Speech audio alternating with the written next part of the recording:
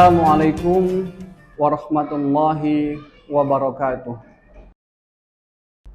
Alhamdulillahilladzi khalaqal mauta wal hayata liyabluwakum ayyukum ahsanu amala. Wa huwallazi khalaqal insana min 'alaq. Alladzi 'allama bil qalam. 'Allamal insana ma lam ya'lam. Asyhadu an la ilaha illallah wahdahu la syarikalah. Wa asyhadu anna Muhammadan abduhu wa rasuluh la nabiyya wa la rasula ba'da. Qala Allah Ta'ala fi kitabihil karim, a'udzu billahi minasy syaithanir rajim. Bismillahirrahmanirrahim. Ya ayyuhalladzina amanu kutiba 'alaikumus shiyam kama kutiba 'alal ladzina min qablikum la'allakum tattaqun. Hadirin jamaah pendengar rahimakumullah. Marilah kita selalu bersyukur kepada Allah Subhanahu wa taala atas segala kenikmatan yang telah Allah berikan kepada kita. Nikmat sehat, dan tentu saja hingga sampai hari ini kita masih bisa melaksanakan puasa kita. Mungkin dalam keadaan sakit, ada yang juga mungkin merasakan keadaan yang berbeda dengan orang-orang yang lainnya, namun masih semangat dan tetap kuat untuk melaksanakan puasa hingga hari ini. Dan tak lupa, selawat beserta salam kita haturkan kepada junjungan kita, Nabi besar Muhammad sallallahu alaihi wasallam, seorang Rasul yang Allah beri gelar di ujung namanya dalam Al-Quran dengan sifat Allah, yaitu Raufun Rahim. Tidak ada manusia di dunia ini dari zaman dahulu hingga sekarang yang Allah beri gelar dari sifat Asmaul Husnanya, hanyalah Rasulullah Muhammad SAW, yaitu Raufun Rahim. Yang mana Rauf yang berarti yang maha lembut, sedangkan Rahim adalah yang maha penyayang. Hadirin pendengar yang berbahagia, salah satu nikmat terbesar yang Allah anugerahkan kepada kita umat Islam adalah Allah jadikan dari 12 bulan dalam setahun itu, 1 bulan khusus untuk kita umatnya. Yang mana bulan tersebut adalah bulan Ramadan. Bulan Ramadan sering kita sebut juga dengan Syahrul Maghfirah, yang berarti adalah bulan pengampunan. Disebutkan juga dalam hadis bahwa pada bulan Ramadan itu futihat abwabul jannah, pintu surga dibuka selebar-lebarnya, wa ghuliqatil abwabun nar, sedangkan pintu neraka ditutup serapat-rapatnya, wa sufidaritis sayatin, dan para setan-setan itu dibelenggu oleh Allah Subhanahu wa taala agar tidak mengganggu orang-orang yang sedang melaksanakan puasa.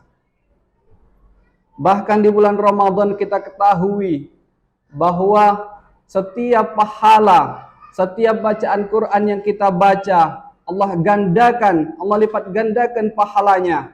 Dan juga pahala sedekah yang kita berikan, Allah lipat gandakan. Dan Allah berikan juga suasana yang mendukung kita untuk melaksanakan ibadah.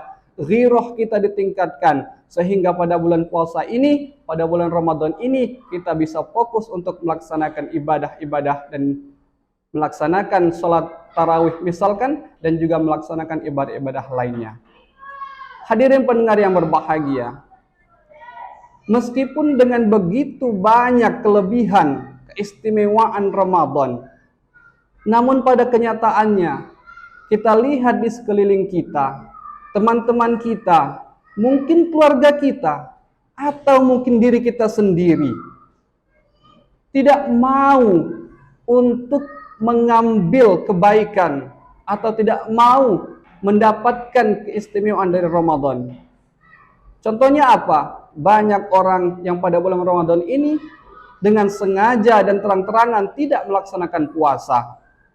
Pada siang hari saat kita lelah berpuasa, haus, mereka makan dan minum sekehendak mereka. Mereka makan dan minum tanpa memikirkan kita orang yang berpuasa. dan mereka tahu bahwa mereka tidak berpuasa itu tanpa alasan yang bisa dibenarkan oleh agama. Namun jamaah yang berbahagia, pun demikian, mereka adalah golongan orang-orang yang tidak akan mendapatkan kebaikan dari Ramadan. Posisi mereka jelas bahwa orang yang tidak berpuasa tidak akan mendapatkan kebaikan Ramadan. Tapi ada satu kelompok lagi, yang mana kelompok ini dia bukan termasuk dari kelompok orang-orang yang tidak memanfaatkan Ramadan, tetapi dia orang yang berpuasa, orang yang melaksanakan puasa. Dia ikut sahur di pagi hari sebelum subuh, dia tidak makan di siang hari, dia menahan lapar dan haus, tetapi juga ketika berbuka dia juga ikut berbuka. Namun meskipun dia melaksanakan rangkaian puasa, dia tidak mendapatkan pahala, tidak mendapatkan kebaikan, dan tidak mendapatkan manfaat apa-apa dari puasa yang ia laksanakan. Siapa mereka? Disebutkan dalam hadis Rasulullah SAW, yaitu kam min shaimin laisa lahu min siyamihi illal ju'i wal atash. Yang mana kalimat kam di sini digunakan adalah untuk menunjukkan bahwa sesuatu itu sangat luar biasa, sesuatu yang di luar dari nalar kita, anomali, bahwa seharusnya begini tetapi kenyataannya tidak demikian. Yang mana kam di sini diartikan betapa, kam min shaimin, betapa banyak dari orang-orang yang berpuasa itu laisa lahu min siyamihi, yang mana dia tidak mendapatkan hasil, tidak mendapatkan apa-apa, dan tidak mendapatkan pahala dari puasa yang ia laksanakan. Tapi apa yang ia dapatkan? Illal ju'i wal atashi. Yang dia dapatkan hanyalah rasa lapar dan rasa haus belaka. Hadirin pendengar yang berbahagia, kemudian kita bertanya, apa sih yang menyebabkan orang-orang ini dia sudah melaksanakan puasa tetapi tidak mendapatkan manfaat dari puasanya? Apa penyebabnya? Tentu ada hal-hal yang mereka lakukan sehingga mereka tidak mendapatkan kebaikan dari puasanya. Apa itu? Dalam sebuah hadis disebutkan, khamsun yuftirna shaim. Yang pertama al-kadhibu, al-ghibatu, an-namimatu, al-yaminul kadhibah, wal akhir an-nadhru bisyahwah. Khamsun disebutkan ada 5 hal. Dalam konteks ini, hal yang dapat membatalkan atau menghilangkan pahala puasa. Jadi ini berbeda ya. Kalau membatalkan puasa, itu jelas puasanya batal, tidak mendapatkan apa-apa, dan dia harus mengganti puasanya. Tetapi konteks ini adalah sesuatu yang hanya membatalkan puasanya saja. Puasanya tidak batal, dia tidak harus mengganti puasanya di hari yang lain di luar Ramadan, tetapi pahala dari puasanya itu habis, tidak tersisa.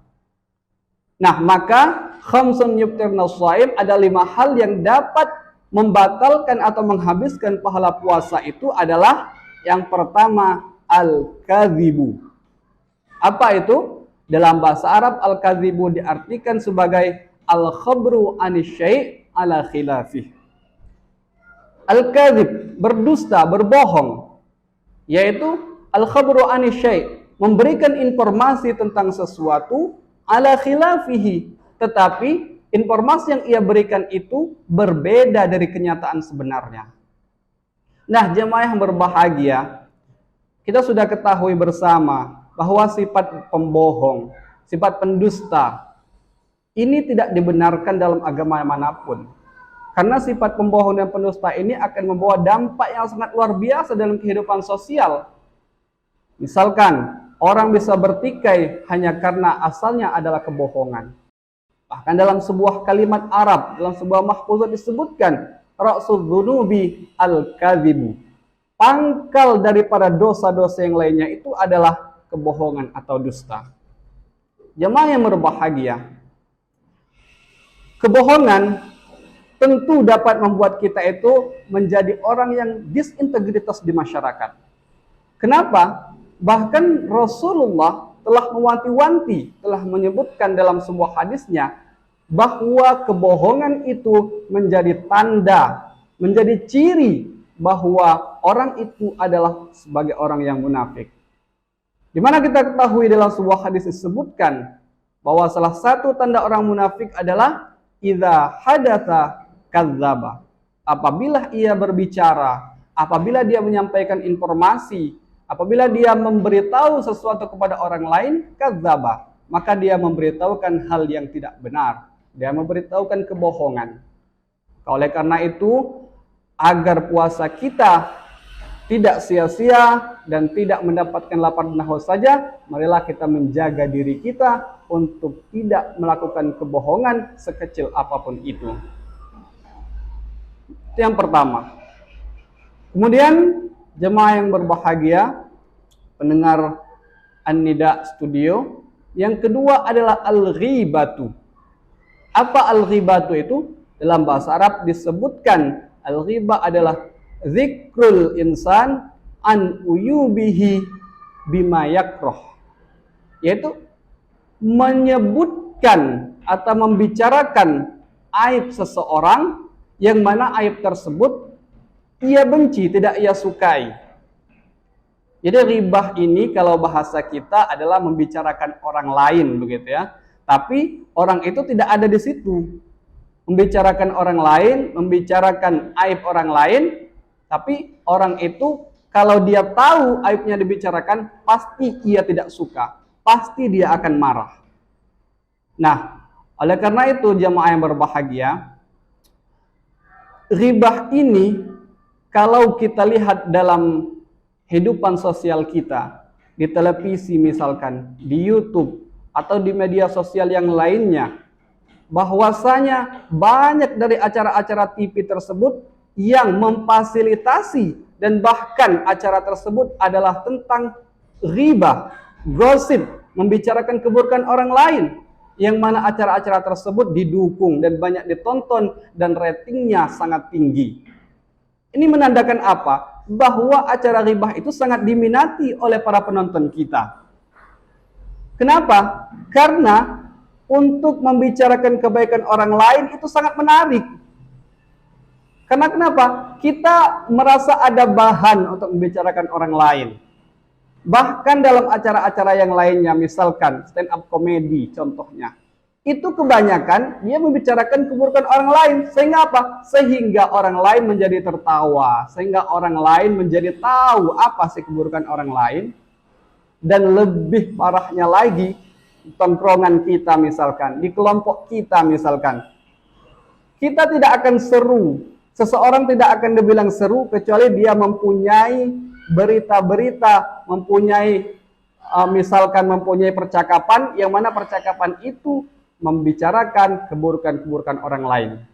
Dan na'udzubillah, bahwa ternyata kita kadang membicarakan keburukan keluarga kita, membicarakan keburukan orang-orang terdekat kita, dengan tujuan apa? Dengan tujuan agar kita diperhatikan dan disukai oleh orang lain. Na'udzubillah min dzalik.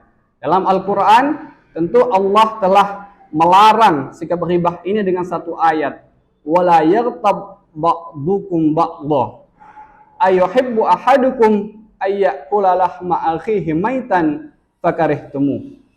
Allah melarang وَلَا يَغْتَبْ بَعْضُكُمْ بَعْضًا, janganlah kamu itu menggunjing, membicarakan aib satu sama lain di antara kamu. Karena kenapa? Apa hukumannya? Apa perumpamaan yang Allah berikan di situ? Ayuhibbu ahadukum, apakah kalian suka ayyakula lahma akhihi maitan? Apakah kalian suka memakan bangkai daging saudara kalian sendiri? Dan juga di Jawa itu sebenarnya bukan pertanyaan dalam istilah Al-Quran. Sebenarnya hanya penguatan bahwa sesuatu itu pasti tidak akan kita sukai. Dan di akhir ayat, fakarihtumu, pasti kalian tidak suka, pasti kalian itu akan membenci hal tersebut. Hadirin yang berbahagia, sebagaimana kita tidak suka aib kita dibicarakan, maka jangan sampai kita membicarakan aib orang lain. Karena kenapa?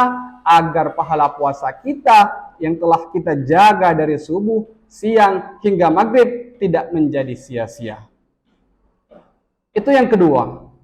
Hadirin yang berbahagia. Dan yang ketiga adalah an-namimah. Apa an-namimah ini? Dalam bahasa Arab disebutkan an-namimah adalah naqlul kalam bainan nas liqasdil ifsadi wa iqa'il adawati wal baghdha. Yang mana artinya an-namimah adalah kita menyebarkan perkataan atau ucapan atau berita apapun di tengah-tengah orang lain, di tengah-tengah manusia, di tengah-tengah kelompok kita. Liqasdi apa tujuannya? Liqasdil ifsad, dengan tujuan agar terjadi perusakan. Wa iqa'il adawati wal baghdha, dan agar terjadi permusuhan dan pertengkaran. Itu adalah an-namimah. Dengan bahasa simpelnya adalah adu domba. Jemaah yang rahimakumullah, hari ini mungkin kita jarang melihat orang yang mengadu domba itu dalam bentuk nyata. Maksudnya orang yang mengadu domba dengan mulutnya itu sudah sangat jarang. Kenapa? Di era teknologi ini kita ketahui bahwa dengan modal HP dan kuota saja kita sudah bisa berekspresi. Kita sudah bisa berkreasi dengan membuat tulisan-tulisan status kita, dengan membuat tulisan di media sosial kita misalkan sekehendak kita. Tanpa kita ketahui bahwa tulisan kita itu mungkin saja dapat menimbulkan perpecahan di antara orang lain. Atau mungkin kita sengaja dengan tulisan kita agar membuat orang lain menjadi bermusuhan. Karena kenapa? Karena media sosial ini jangkauannya sangat luas. Bukan cuma satu kota, bukan cuma satu kabupaten, tetapi seluruh dunia bisa kita jangkau dengan media sosial. Maka dampak dari media sosial, jika kita mengadu domba lewat media sosial, bisa jadi akan terjadi perpecahan antar satu suku dengan satu suku yang lainnya. Bisa jadi akan terjadi perpecahan antara satu negara dengan negara lainnya. Dan na'udzubillah min dzalik, bahwa hal itu bisa terjadi akibat dari adu domba yang kita lakukan. Hadirin yang berbahagia, tentunya adu domba, kalau kita kontekskan dalam media sosial, ini Allah haramkan. Karena kenapa? Adu domba dapat membuat pahala puasa kita menjadi berkurang, dan bahkan jika akibatnya sangat besar, dapat membuat pahala kita menjadi tidak ada dan puasa kita menjadi sia-sia belaka. Maka kita jaga puasa kita dengan menjaga diri dan lisan kita agar tidak melakukan namimah, melakukan adu domba, dan bahkan dalam konteks berita misalkan, jangan sampai kita menyebarkan berita hoax yang mana kita tidak tahu kebenarannya apa. Kita belum tahu apakah itu berita yang benar, sehingga berita itu dapat membuat perpecahan antara satu kubu dengan kubu yang lainnya. Dan juga kita hindari diri kita agar jangan sampai termakan oleh hoax itu. Jadi kita jangan sampai menyebarkan hoax dan jangan sampai kita termakan oleh berita hoax. Hadirin yang berbahagia, kemudian hal yang berikutnya yang dapat menyebabkan pahala puasa kita itu menjadi berkurang adalah al-yaminul kadzibah, yang mana adalah bersumpah palsu. Sumpah palsu adalah membela diri kita dengan nama Allah, dengan bersumpah wallahi misalkan, untuk memperkuat argumen kita, untuk membela diri kita agar tidak menjadi orang yang tertuduh dalam hal yang kita tidak inginkan. Nah, al-yaminul kadzibah atau sumpah palsu ini merupakan lanjutan dari hal yang pertama tadi, yaitu berdusta. Kenapa? Ketika dia sudah melakukan satu kebohongan, maka dia akan melakukan kebohongan-kebohongan yang lain untuk apa? Untuk menutupi kebohongan dia yang pertama. Untuk lebih memperkuat lagi agar orang yakin dengan argumen dia, agar orang yakin dia bukan pelakunya, maka dia melakukan sumpah. Tidak segan-segan dia bersumpah atas nama Allah agar ia menjadi orang yang dipercaya. Hadirin yang berbahagia, jangan sampai kita melakukan al-yaminul kadzibah itu tadi, sumpah palsu, karena kita tahu dalam sebuah hadis disebutkan bahwa orang yang berani bersumpah atas nama Allah, maka sesungguhnya ia sedang menyiapkan tempat duduknya di neraka. Hadirin rahimakumullah, yang terakhir adalah hal yang dapat mengurangi pahala puasa kita adalah an-nadru bisyahwah. Kalau 4 hal tadi di awal itu sumbernya atau penyebabnya adalah dari lisan dan mulut kita. Berbohong, berdusta. Al-ghibah, kita menghibah orang lain, menyebutkan keburukan orang lain. An-namimah, mengadu domba misalkan, meskipun dengan jari-jari kita juga bisa. Kemudian al-yaminul kadzibah, bersumpah palsu, itu semuanya sumbernya dari mulut kita. Tapi yang terakhir ini sumbernya adalah dari mata kita, yaitu adalah melihat sesuatu dengan syahwat. Kita lihat hari ini misalkan, kita lihat ke kanan, kita lihat ke kiri, ke depan dan ke belakang. Semua yang kita lihat hari ini mungkin dapat menimbulkan syahwat kita. Kenapa? Karena banyak sekali wanita-wanita di luar sana yang pakaiannya sangat terbuka, pakaiannya tidak mencerminkan pakaian Islam, sehingga hal tersebut dapat membangkitkan syahwat kita. Pun tidak mungkin bagi seorang wanita, dia ketika melihat seorang laki-laki, misalkan seorang laki-laki yang ganteng, laki-laki yang gagah misalkan, pun timbul juga syahwat ada pada dirinya. Maka kita harus bisa memanajemen diri kita harus bisa mengatur diri kita, agar jangan sampai di masa sekarang ini, kita ketika melihat sesuatu ataupun apapun itu timbul syahwat kita. Kita lindungi diri kita bentengin diri kita dengan ghaddul basar. Kita tundukkan pandangan kita.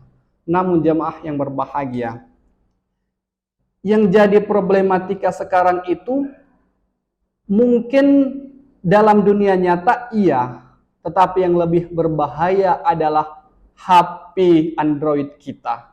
Kenapa? Karena di media sosial, kita lihat di Facebook, di TikTok, di YouTube misalkan, itu sangat banyak sekali berseliweran video-video dan foto-foto wanita seksi. Kalau kita di dunia nyata, misalkan di tempat umum, kita merasa malu mungkin untuk melihat wanita yang berpakaian seksi. Tetapi dengan HP kita duduk sendirian di kamar misalkan, di kamar mandi, kita mencari tempat yang sepi, kita buka link wanita-wanita yang na'udzubillah mungkin pakaiannya tidak tertutup sama sekali. Dan itu sudah sangat bisa untuk menghapus pahala puasa kita. Hadirin yang berbahagia, mata kita sejatinya Allah ciptakan untuk fungsi yang Allah perintahkan, untuk melihat kebesaran-kebesaran Allah. Dan di bulan Ramadan ini kita pergunakan mata kita itu untuk membaca Al-Quran, untuk mentadaburi Al-Quran, dan untuk melihat kebesaran-kebesaran Allah di bulan Ramadan ini tentunya. Agar kenapa? Agar mata yang Allah berikan kepada kita dapat kita jadikan, dapat kita manfaatkan sebagaimana di jalan yang Allah perintahkan. Dan juga sebagaimana dari keempat hal yang di awal ditambah dengan an-nadhru bisyahwah, semoga kita dapat terhindar dari 5 hal-hal tersebut agar pahala kita tidak berkurang atau jangan sampai pahala kita itu habis sama sekali. Inilah yang bisa disampaikan. Semoga apa yang disampaikan dapat bermanfaat bagi kita semua. Lebih dan kurang saya mohon maaf. Kepada Allah kita sama-sama mohon ampun. Semoga kita menjadi hamba yang dapat melaksanakan puasa hingga akhir, menjadi hamba yang istiqomah melaksanakan rangkaian ibadah di bulan Ramadan, dan ketika selesai Ramadan kita mendapatkan predikat sebagai orang yang bertakwa. Amin ya rabbal alamin. Aktafi bihadza, khairul kalam. Wassalamualaikum warahmatullahi wabarakatuh.